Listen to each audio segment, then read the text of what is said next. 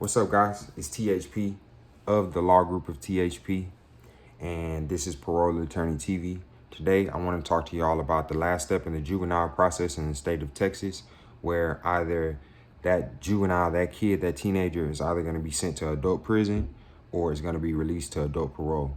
And this is obviously, it's extremely important. We're dealing with kids. We're dealing with the difference between being basically on probation and in the community versus that same 18, 19-year-old being sent to an adult prison and being put in that lion's den. You know what I'm saying? So it has the utmost serious implications and real life implications. And that's the type of work I like to do. So with that said, again, we're gonna talk about this 5411 transfer hearing out of the Texas Family Code is where you can go pull that 5411 section from. And I like doing this work, and I feel like it kind of fits in the realm of what we do at the law group of THP, which is parole hearings, probation and parole revocation, and then also civil rights work within the prison and jail context.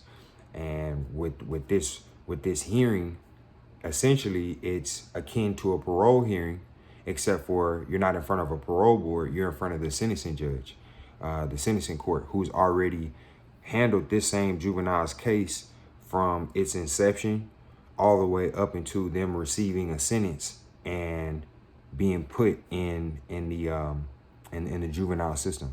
So we're basically making this demonstration to the judge why this kid is deserving of an opportunity to go home and be under community supervision opposed to being sent to prison. So it requires a little bit more work. You have certain considerations. Like in my first one, I was green, didn't know. So I went in there with a parole packet. And the other side was like, bro, that's hearsay. So of course I'm gonna battle back and say it's an objection because of this or that or third. That's fine. But in general, it does entail a little bit more work because you have to subpoena people. You have the rules of evidence, which don't apply in a parole hearing because that's purely administrative. It's not in the courts. So, church clothes, rules of evidence, rules of civil procedure, and all those good things go into it. But again, it kind of fits into the vein of what we do. I'm basically showing why a person got in this predicament, what they've done to improve themselves, and why it's safe for them to come home to the society and why they're deserving of that opportunity. So yeah, it's a little bit more work, you know what I mean? But hey, I feel like God is blessing our hand and we're getting better and better at this thing, so it's an honor. And also I love this work because of my background before I became an attorney, which was working with kids, troubled youth, doing a lot of community engagement, involvement, revolutionary type of work. So to be able to go and grab a kid when they're at the kind of at that threshold of either again being put in prison, and who knows what they might have to endure in that time of incarceration, or who they might become as a result of going through that. So I love it, and I also think it, children have an opportunity to change. I kind of wanted to wait to say this to the end because that's how I wrote it in my notes, but I think it's best to say it right now. Like if you look at who I was at 19, at 18, at 17, I still have people come up to me today and say, I can't believe you became an attorney. You know what I mean? We only saw the worst for you. We only saw you having become a drug addict, or you falling off and going to prison, or you know what I mean? Just becoming like some type of person based on who I was as a child when I was dealing with a lot of stuff, from my upbringing to just battling my own demons and trying to mature as a man and making mistakes, although that some of those were big mistakes. So definitely I can relate to that. And understanding that the grace that God gave me is the reason why I'm still here. So if I could be a conduit to try to help somebody else be a recipient of that same type of grace and mercy from another human through the grace of God, then I think that's I think it's a beautiful thing, and I think that it's a huge responsibility. So that's why I'm in the game. Plus, your boy ain't trying to be broke. So if we could do it all, make it make sense, come on. But enough of that. Getting into the parties. So who is involved in this hearing process? It's pretty much going to be the same people who are involved in the court process. So you're gonna have the defendant, right, which is the juvenile. You're gonna have their family and their guardian, whoever is technically has legal, I don't say ownership, but guardianship over them, being that they are a juvenile. So you'll have them involved. You have the victim, and then of course you're gonna have the state, the prosecutor, and law enforcement, and the victim, the judge. So pretty much the same actors. For me, well, just to caveat that, within the space of a transfer hearing, you might have had an attorney for trial, and that's cool, right? That attorney might be effective and good to handle this transfer hearing aspect of it. But for me, I'm specializing, and we specialize in the transfer hearing itself, so that whatever happened in your court process has already happened. We're not here to say either you did or didn't do it. That's already been decided, right? We're here to say this is who this child is right now today, and this is why they're ready to go home. So we specialize on that. So while you might have had an attorney for your trial phase, it also makes sense to get an attorney who specializes and is highly effective in one aspect of this juvenile court drama process. And arguably, it's one of the most important parts, because either the kid is going home or they're going to adult prison. And that's two drastically different things. So if, it might make sense. I've had instances where people weren't really satisfied with their trial attorney. So they went out and got me to come in and handle specifically that transfer hearing, that last aspect of it, because it parallels with the work that we do and we specialize in, just on the parole side and on the revocation side. So those are pretty much the parties involved. I always anticipate that the prosecutor is gonna want some smoke. You know what I mean? I'm always gonna anticipate that they're gonna come into court and try to make my client look as bad as possible, that they're gonna give as little credit as possible for the work that they've done, and ultimately try to get the worst possible outcome for my client. So with that said, it does take a lot of work to make sure that the representation that we're providing for the client is highly effective. So going through your trial records, going through your discovery, going through, interviewing people, doing whatever we got to do, seeking out third-party resources for different evaluations, whatever we need to do. It's necessary, and it's necessary at that time, not later. And then also you'll have TJJD in terms of participants. You'll have people from TJJD come in and make recommendations.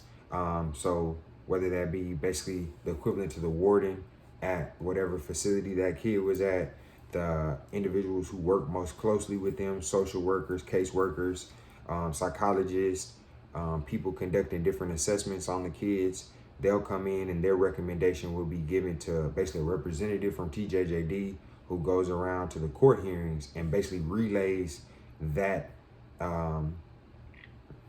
recommendation from the staff there at the facility. They go through that and then they make their own recommendation as well. So you have people from the prosecutor, the court, TJJD, and then the defendant will all be there adding input. And again, parole hearing, you're looking at a parole board who's making the decisions. In this case, it all comes down to that judge. So, very important. Let me see, based on report recommendations. Now, getting into the metrics of a sentencing hearing, similar to parole, but some things are different. And pretty much just to go through these, all of this stuff can be found in, again, Texas Family Code 54.11, where they detail this stuff out. But they're going to look at the character and experiences of that juvenile before and after incarceration in juvenile, TJJD.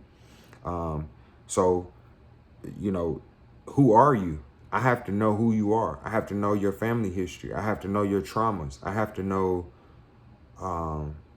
what got you here into being in this predicament, right? And being in this level of trouble as a kid. Also, they want to look at, so pre and post. So that's before. And then now, since you're in there, since you've been in the facility, have you been doing basically the same things that they would look for in an adult, which is, have you been programming? Have you been staying out of trouble? Have you been cooperative? Have you been showing growth and development within this space, opposed to deterioration and kind of like, well, whatever, shit, just send me to prison, you know? So they're looking at that. It's not, I'm a kid and I just had a fight. No, you need to keep your tail out of trouble. No, you need to go to a program. No, you need to not talk back to the teacher, because all these things are actually being brought up in the courtroom. You know what I mean? Like, you think I'm just in a juvie class trying to get my GED and you know, it's no real implications, but that's not the case. Because that same person, that same teacher who you disrespected will be the same one to come in and be the last little grain of salt against you. You know what I'm saying? Or it could be that last grain of salt in your favor. You know what I'm saying? I guess grain of sugar in your favor versus grain of salt against you, trying to get your tail sent to adult prison. So all of those things, they're going to look at the nature of the offense. Again, that's why it's very important for your attorney to double down on the facts of the case, mitigating information, any information that just kind of shed lights on what actually happened and what that child's role was within the commission of that crime. That right here, the ability to contribute to society. So similar as parole, if you can't follow the rules inside, why would we assume you're going to follow the rules outside?